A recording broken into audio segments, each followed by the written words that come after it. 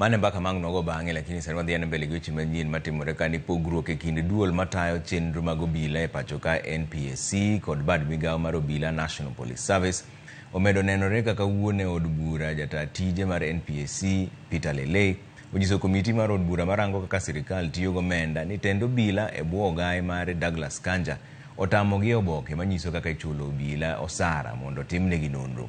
Yorok makamago osebedo kuom higni buora ka NPSC mochung'ne ndiko obila e tich chiwo ng'ur ni obila onge kodgi e winjruok achiel kaka tich onego bedi.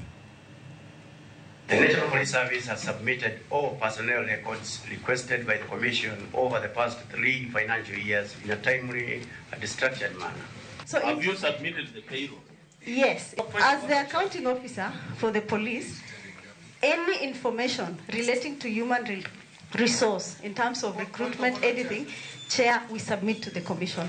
CEO, yes. Are you able to access the payroll? For the issues requested in this letter and this audit query, I have not been presented with the documents I asked. Those are other documents. Where is the payroll? Why doesn't he want to give the payroll?